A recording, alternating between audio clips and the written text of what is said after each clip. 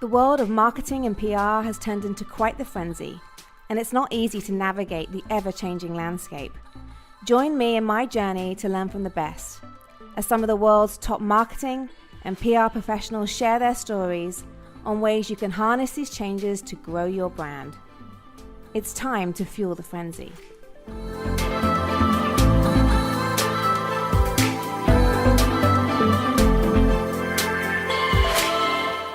Hello and welcome to our listeners and to our watchers on Facebook Live. It's our Fuel the Frenzy podcast, and it's fantastic to be here again. And I'm excited because we have some really great stories to share with you today on some phenomenal successes which have happened with an agency called Droga5. And I happen to have the wonderful Amy Avery here with me today. Amy, welcome to the show. Hey, good morning.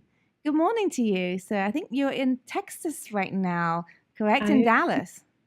I am. So it's only 8:30 where I am in the morning. Super early. Super early. So we're really glad to have you on the show. And so, Amy, can you just start off and share with our listeners a little bit about yourself and about Droga5? I'm starting to read a lot of things about Droga5 in many publications right now. You guys do seem to do a phenomenal job working with some amazing brands. So can you just share a little bit of insight for us? Yeah, sure. I'll start and tell you a little bit about Droga5 first. Okay. We're an independent agency, so we're headquartered in New York, have an office in London as well, and we're about 700 people. And our core is at its core a very, very creative agency, but we're a full service agency. So I think we started at how do we find a brand purpose, figure out who a brand is about, and then how do we stretch forward and think of that all the way to business design and business strategy at the top, all the way down through, then how do we get into comms planning and media planning and creative development and measurement at the end. So full service agency really, though, focused on taking a brand purpose and pulling it upwards and then all the way down through the funnel to performance marketing. For me, I'm our Chief Intelligence Officer, and I lead really anything that is data-driven decision-making. So could be very up early in the business strategy part, looking at how do we help businesses figure out how to grow and where the opportunity is, into consumer insights and ending in measurement. So I'm kind of present throughout the process in our agency. Great. And I know, Amy, you love data. Data analytics. I was reading a lot of information about you, but you just seem to, obviously this is a perfect world for you right now when you consider there's big data everywhere.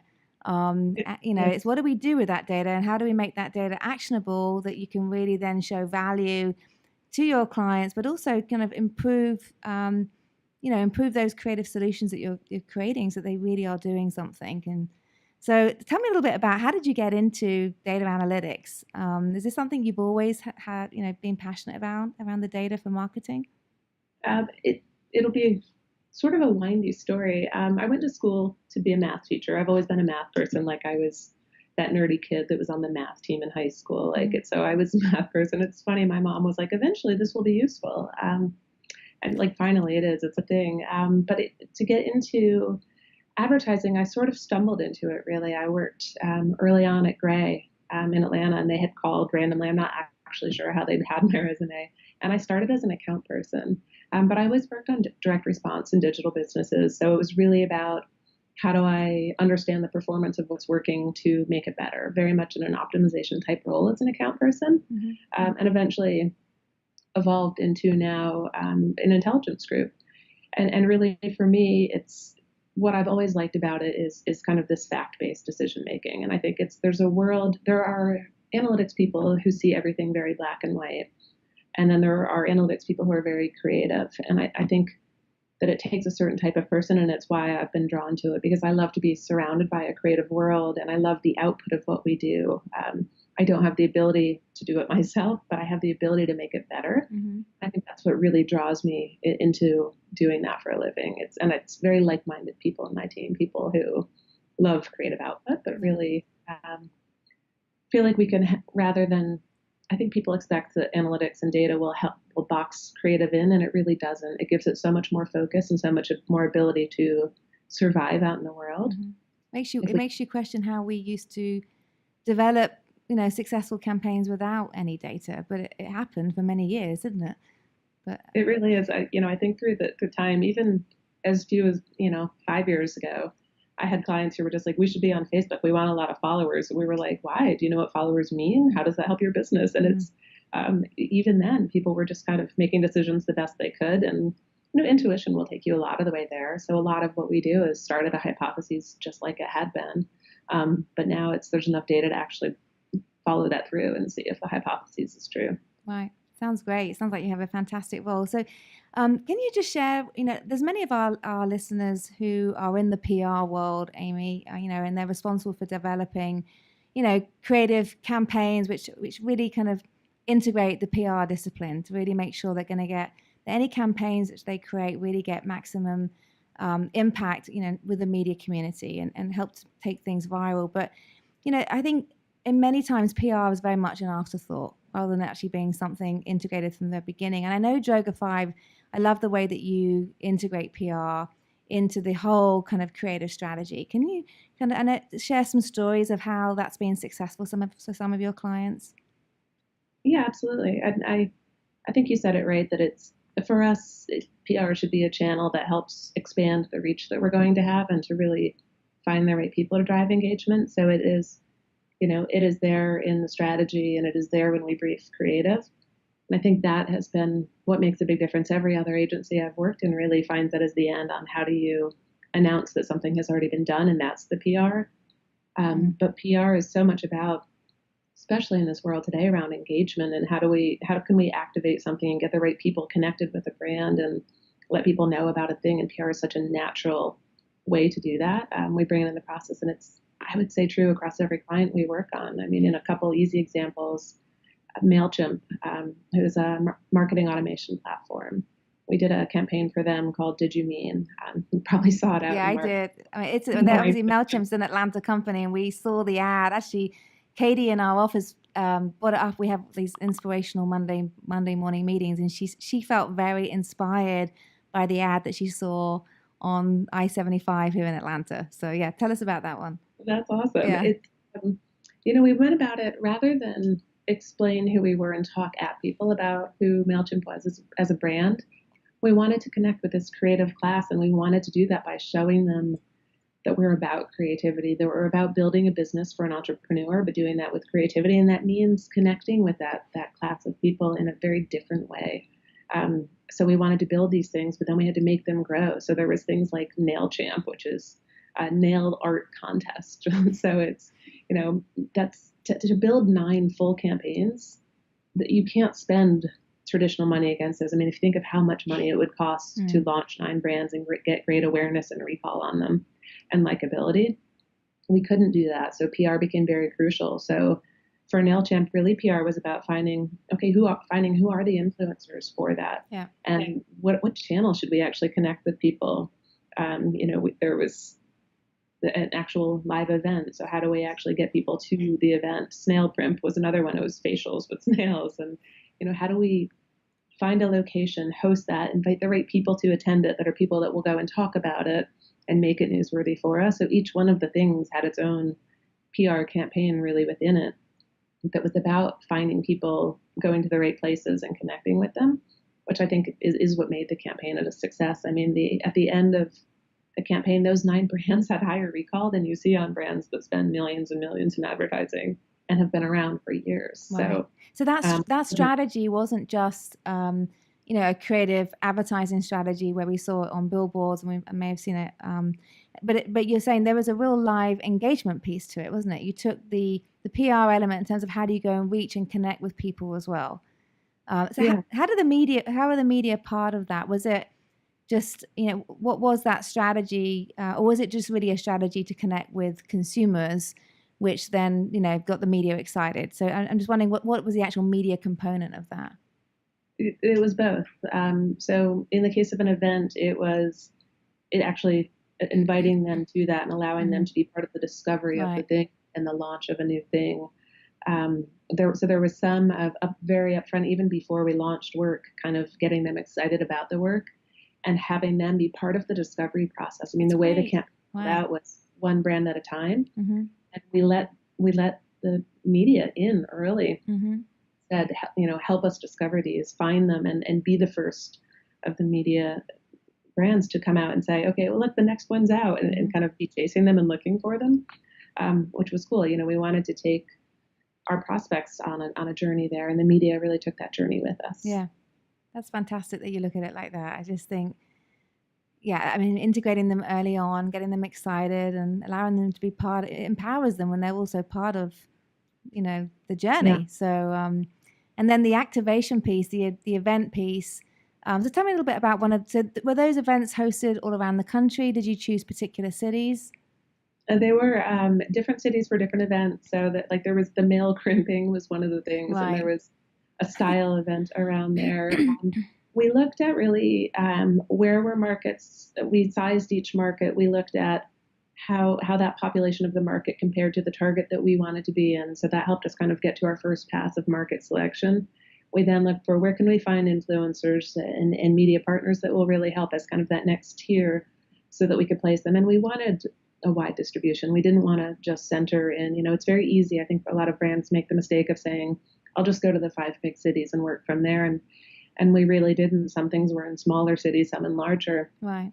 But it was about being in a place where people wanted to get into it and could appreciate the thing, I think was what really helped. I mean, in the case of male crimp, it sounds crazy to say, we had media involved in the process, and they were at the event kind of talking about could this be a new style, right?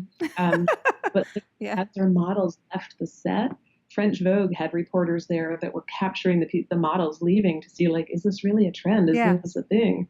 I used to love crimping my hair. I mean, I'm from England. Like, we crimped our hair all the time. It was a look. So, yeah. It could be a thing again, I'm saying.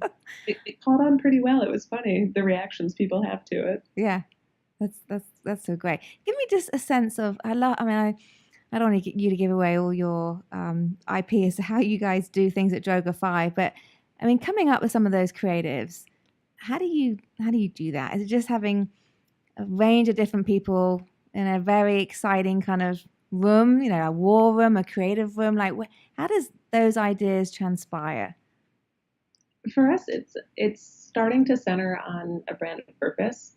So figuring out what does the brand stand for out in the world, and building a creative brief that both explains who the brand is, but also really understanding the audience.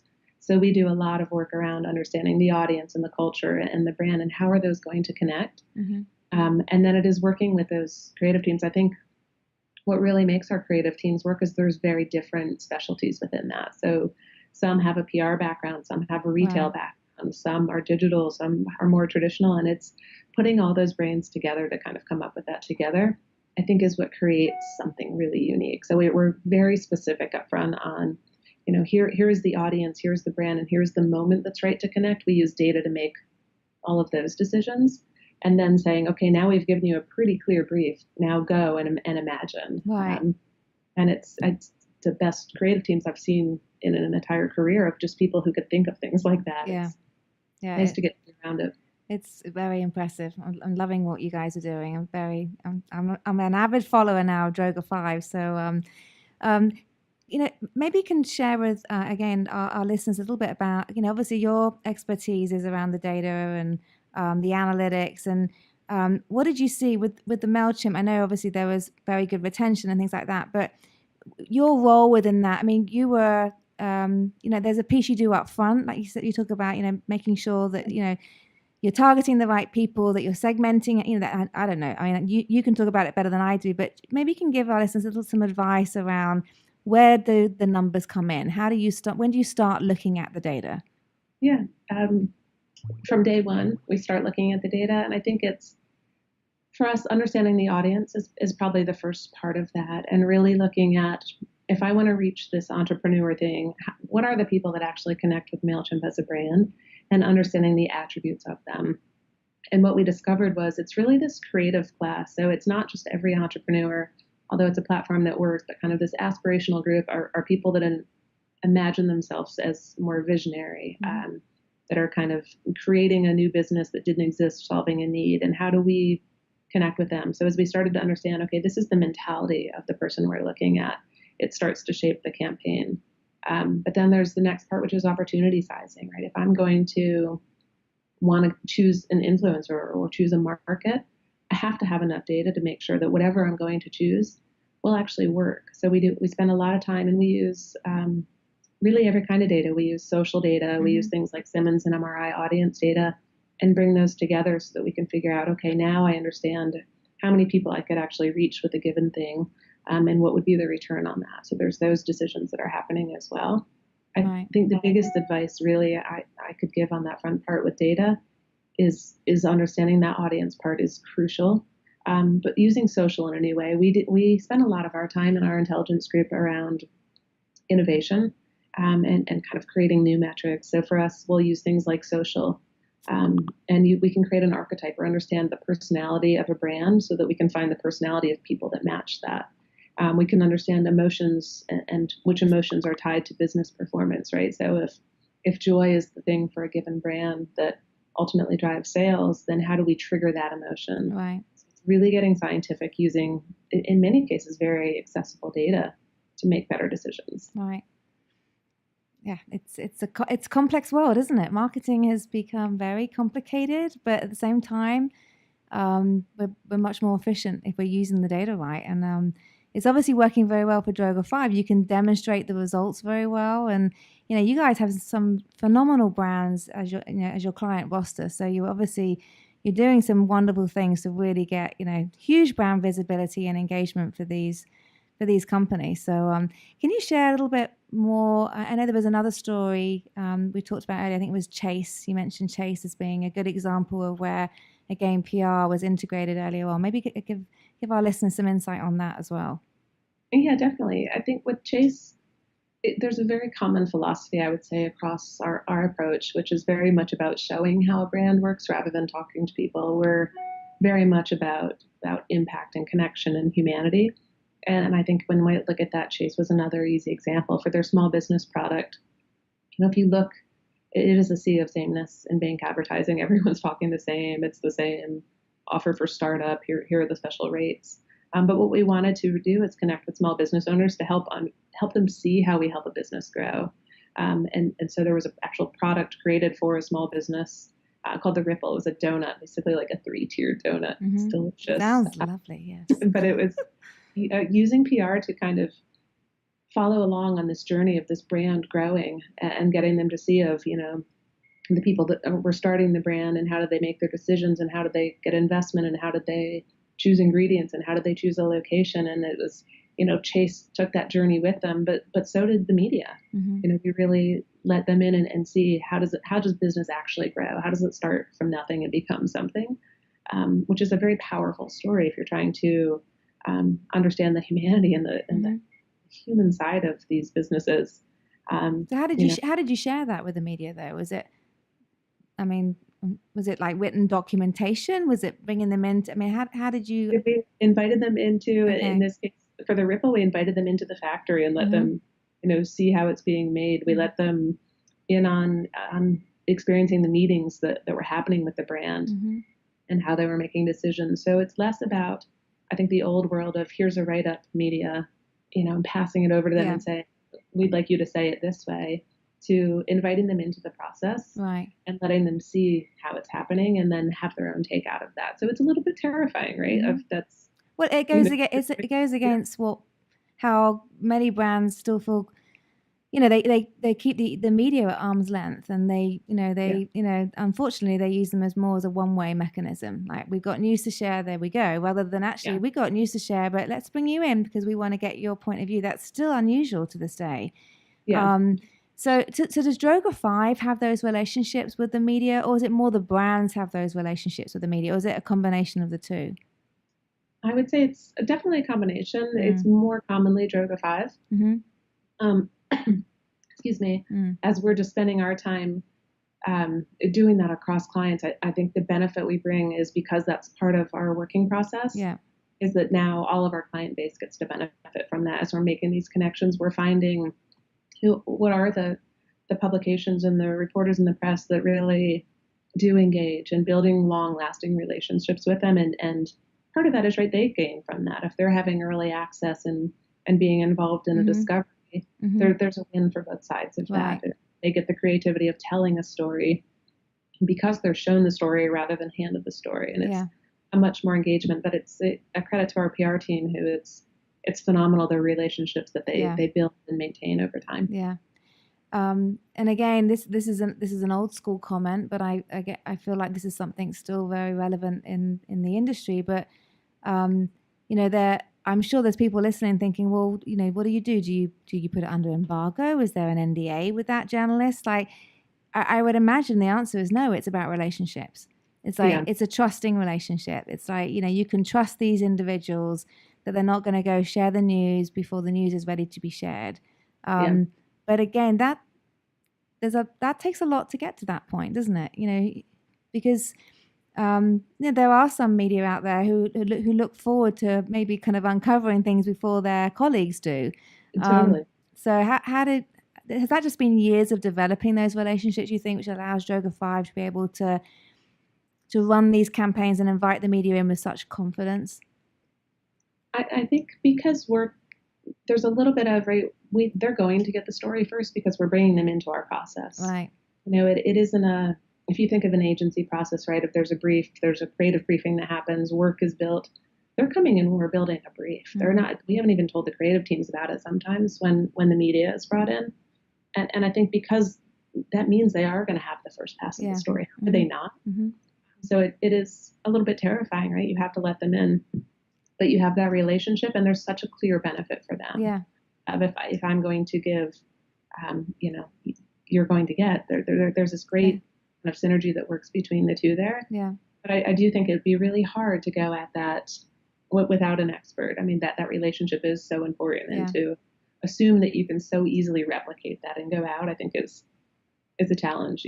People are like, oh, it's so easy. It's earned media, and I'll tell people, and it'll be fine. And it doesn't work that way. It takes specialists. Yeah, no, it definitely does. And I'm assuming the people you invite in, are the media competing with each other, or are you selective in terms of making sure they're non-competing media?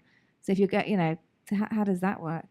There's a little bit of both. I mean, for us, because we're thinking of it as a channel, right? We're also looking at the audience of the partner we're bringing in, and is it going to be the right partner? So in a case that it might be multiple that we're bringing in, and we're bringing them in early and kind of letting them share a story. But we're pretty specific about making sure that the audience they have is the audience that we want aligned with the brand, and that's usually the filter for who we bring in. Yeah. And I bet it's not just traditional media, is it? I bet you're bringing in these bloggers, these people who have hundreds of thousands, millions of followers. I mean, it's not just the traditional media anymore. As we all know, there are some heavy lifters out there, heavy influencers who are definitely worth having within your network. Definitely. We build a lot in our group of influencer identification tools. So if you think of, there's a moment where they're a nobody and they're on a curve to become that millions of followers, and where we would like to intersect with those people is on, and we use data to identify those people. But it is those are your day to day. That's where you're taking advice from as a consumer. So being with those people is really important. Yeah, that's fantastic. You have software which looks at those people who are on the cusp of being the ones you want to bring in. Oh, that sounds a fantastic tool to be able to see the future of the people who are going to be the major influencers. I remember hearing about David Beckham's son. Should know his first name, considering I'm British. Anyway, David Beckham's son, who is a photographer. Thank you, Brooklyn Beckham. I heard that he was selected to be a major photographer for I think it was for Elle. And rather than them selecting a traditional photographer, they chose him because of his followers, because of his reach.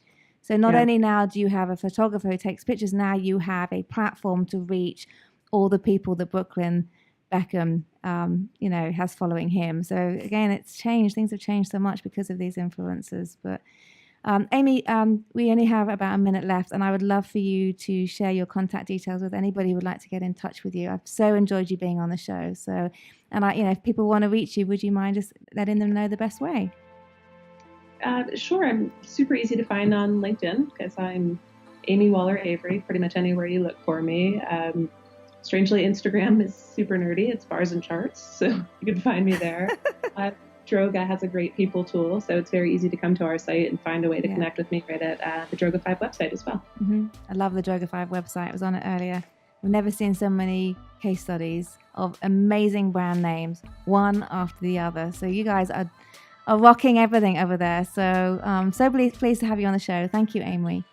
Thank you, Sarah. It was good talking to you. Yeah, and you.